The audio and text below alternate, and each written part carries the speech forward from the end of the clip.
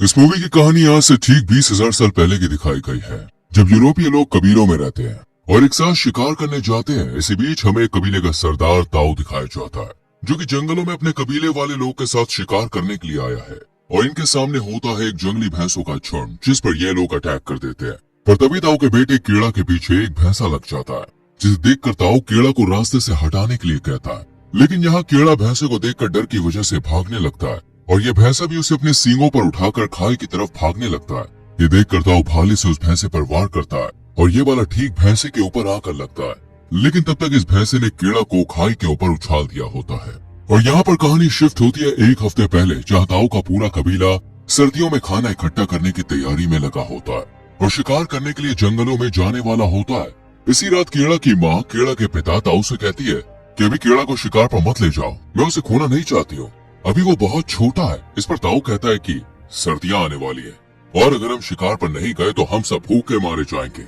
अगली सुबह लोग शिकार पर निकल जाते हैं और थोड़ी देर तक चलने के बाद एक पत्थर की स्मारक तक पहुंचते हैं, जो कि कभी पहले इनके पूर्वज के लिए बनाई गई थी।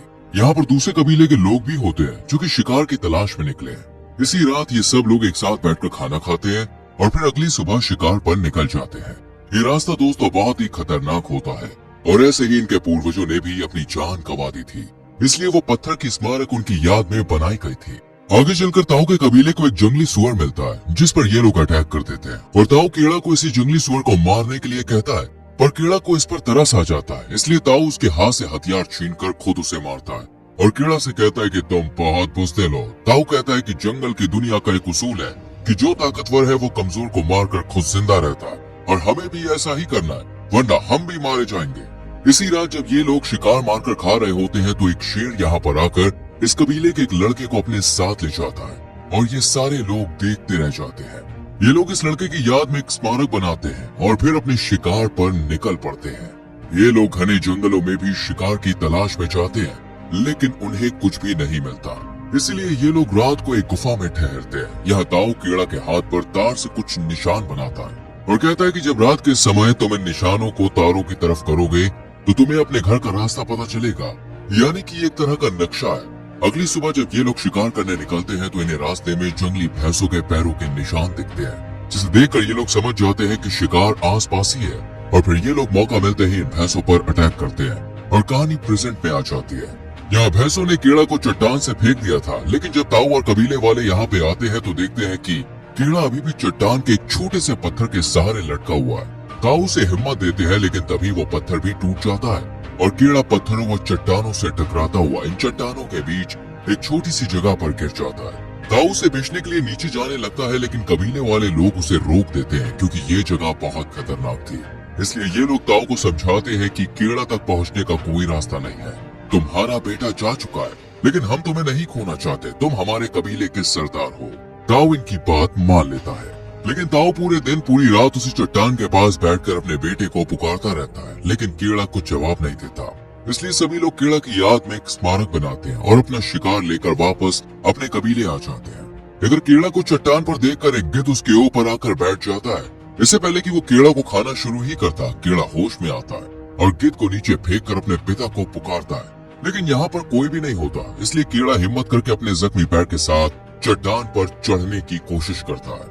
नीचे एक गहरी खाई होती है। इसी बीच बारिश होनी शुरू हो जाती है, जिस वजह से कीड़ा का हाथ छूट जाता है और वो नीचे खाई में गिर जाता है। लेकिन यहाँ पर पानी भरा हुआ था, इसलिए कीड़ा बच जाता है। कीड़ा अब अपने टूटे हुए पैर को लकड़ी से बांधकर चट्टान के ऊपर पहुँचता है, जहाँ वो देखता है कि एक स्मारक बनी हुई है उसी के नाम की। ये देखकर कीड़ा समझ जाता है कि उसके पिता और कबीले वालों को यकीन हो गया था कि कीड़ा अब इस दुनिया में नहीं रहा, इसलिए स्मारक बना दी गई है। इसलिए कीड़ा रात एक सूखे हुए पेड़ पर गुजार देता है और फिर अगली सुबह जब कीड़ा पानी पीने के लिए नदी के पास जाता है तो कुछ भेड़िए उसे देख लेते हैं और उस पर अटैक कर देते हैं। लेकिन यहाँ कीड़ा इनसे बचकर इसी सूखे पेड़ पर चढ़ने की कोशिश करता है, लेकिन एक भेड़िया उसका पैर मुंह में दबाकर उसे नीचे लाने की कोशिश करता है। इसलिए कीड़ा अपना चाकू निकालता है और उस पर हमला कर देता है। फिर रात हो जाती है, लेकिन ये भेड़िए यहीं खड़े रहते हैं। अगली सुबह जब कीड़ा की आंख खुलती है तो वो देखता है कि अब भेड़िए जा चुके हैं और सिर्फ वही जख्मी भेड़िया वहाँ मौजूद है जिस पर कीड़ा ने हमला किया था। यहाँ कीड़ा अपने चाकू से भाला बनाता है और उससे इस भेड़िए को मारने ही वाला होता है कि उसे भेड़िए पर तरस आ जाता है और वो भेड़िए को लेकर एक गुफा में चला जाता है। यहाँ भेड़िए के जख्म को वो साफ करता है। अगली सुबह कीड़ा बाहर जाता है और यहाँ से कुछ जड़ी बूटियां लेकर आता है ताकि वो अपने पैर पर लगा सके। यहाँ कीड़ा जब पानी पी रहा होता है तो भेड़िया भी उसकी तरफ देखता है। कीड़ा उसे पानी पिलाने के लिए उसकी तरफ बढ़ता है, लेकिन भेड़िया उसको देखकर कुर्राने लगता है। लेकिन फिर कीड़ा उससे कहता है कि मैं तुम्हें नहीं मारूंगा, और भेड़िया पानी पी लेता है। कीड़ा उसे खाने के लिए कीड़े भी देता है जो कीड़ा खुद जिंदा रहने के लिए खा रहा था। धीरे धीरे दोस्तों इस भेड़िया और कीड़ा के बीच अंडरस्टैंडिंग होने लगती है, और क्योंकि दोनों ही जख्मी होते हैं इसलिए कुछ समय के लिए ये लोग इसी गुफा में अपना समय बिताते हैं। रात को कीड़ा अपने हाथ में बने टैटू और तारों को देखता है और कहता है कि मुझे अपने घर जाना है, मैं अपने घर वालों से मिलना चाहता हूँ। इसलिए अगली सुबह कीड़ा अपने घर के लिए रवाना होता है और इस भेड़िए से कहता है कि सर्दी पड़ने वाली है, तुम भी अपने घर जाओ, और अकेला यहाँ से चला जाता है। लेकिन थोड़ी देर बाद वो देखता है कि ये भेड़िया भी उसके पीछे पीछे आ रहा है। हालांकि कीड़ा इस भेड़िए को बहुत बार जाने के लिए कहता है, लेकिन ये भेड़िया कीड़ा के साथ ही चलता रहता है। और जैसे ही इस भेड़िए की नजर इन जंगली सुअरों पर पड़ती है तो ये फौरन ही इनका शिकार करना चालू कर देते हैं, पर उनके हाथ कुछ लगता नहीं है। ये देखकर कीड़ा उसे वही कीड़े खाने के लिए देता है जिनसे वो अपनी भूख शांत करता है। पहली बार भेड़िया भूख में कीड़ा के हाथ से खाता है, यानी अब दोनों अच्छे दोस्त बन चुके हैं। इसके बाद भेड़िया एक खरगोश को मार देता है, जिससे ये दोनों अपना पेट भरते हैं और फिर दोनों एक साथ सो जाते हैं। अगली सुबह जब कीड़ा नहीं उठता तो भेड़िया उसका मुंह चाट कर उसे जगाता है। कीड़ा को इस भेड़िए से बहुत ज्यादा बदबू आती है, इसलिए वो नदी में इसे नहाने के लिए फेंक देता है और फिर दोनों खूब मजे से नहाते हैं। इसी बीच भेड़िया एक मछली पकड़ता है ताकि अपना पेट भर सके। इसके बाद कीड़ा अपने घर की तरफ चल देता है। अब कीड़ा और ये भेड़िया दोनों एक साथ शिकार करते हैं और दोनों एक साथ रहते हैं। कीड़ा भेड़िए को एक नाम देता है, अल्फा। एक रात जब ये दोनों बैठे होते हैं तो यहाँ पर कुछ और भेड़िया आ जाते हैं, जिन्हें देखकर अल्फा उनके पास चला जाता है। यानी ये अल्फा का ही परिवार था। ये देखकर कीड़ा कहता है कि तुम्हें अपने परिवार के साथ जाना चाहिए, और अल्फा ऐसा ही करता है और कीड़ा अब अकेला रह जाता है। अगली सुबह कीड़ा अपने घर की तरफ बढ़ता है। अब सर्दियों का मौसम आ जाता है और तेज हवाएं। बर्फ का सामना करते हुए कीड़ा लगातार अपने सफर पर चलता रहता है। इसी बीच उसे कुछ दूर भेड़िए दिखाई देते हैं, जिनमें अल्फा भी होता है।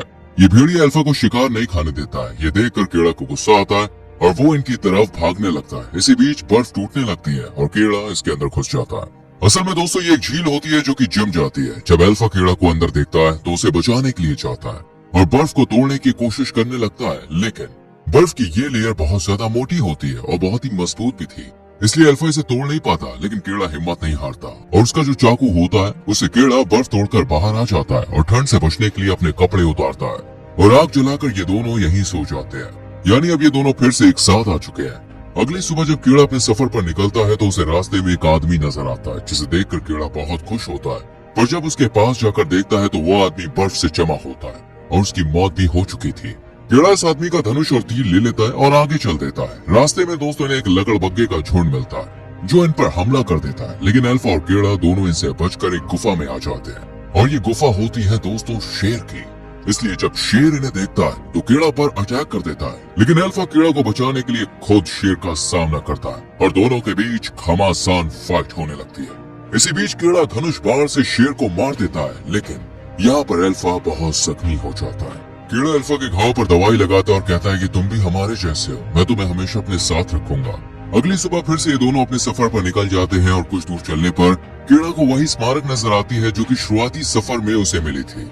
यानी वो अपने घर से कुछ ही दूरी पर था, लेकिन जब ये लोग आगे जाते हैं तो भेड़िया जमीन पर गिर जाता है क्योंकि उसके जख्म अभी सही नहीं हुए थे। कीड़ा अल्फा को अपनी गोद में उठा लेता है और फिर से अपने घर की तरफ जाने लगता है, लेकिन अब उसमें इतनी हिम्मत नहीं थी कि वो आगे जा सके, इसलिए वो भी रास्ते में ही बेहोश हो जाता है और दोनों बर्फ में ही जमीन पर गिर जाते हैं। तभी कीड़ा को वही सीन याद आता है जब उसकी माँ उसके पिताजी को मना करती है कि इसे अपने साथ मत ले जाओ, लेकिन ताऊ कहता है कि तुम इसे जितना कमजोर समझती हो ये उतना कमजोर नहीं है। ये सब देखकर कीड़ा को तुरंत होश आता है और वो हिम्मत करके फिर से अल्फा को अपनी गोद में उठाता है और घर की तरफ जाने लगता है। थोड़ी दूर चलने के बाद कीड़ा अल्फा को लेकर अपने कबीले के पास आ जाता है और जब कीड़ा अपने कबीले में जाता है तो सब उसे देखकर बिल्कुल हैरान रह जाते हैं, क्योंकि उसकी गोद में एक भेड़िया था, वो भी जिंदा, क्योंकि आज तक तो सभी कबीले में मरा हुआ जानवर लाते थे।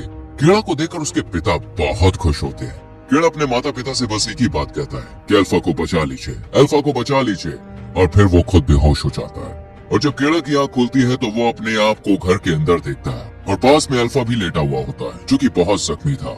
इसी बीच एक औरत अल्फा के बच्चे को उठाती है और उसका स्वागत करती है।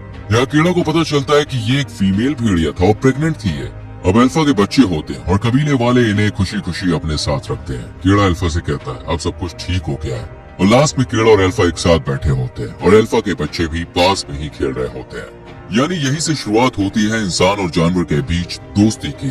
फिल्म के आखिर में कबीले वाले फिर से शिकार करने जाते हैं, लेकिन इस बार भेड़िए भी इनके साथ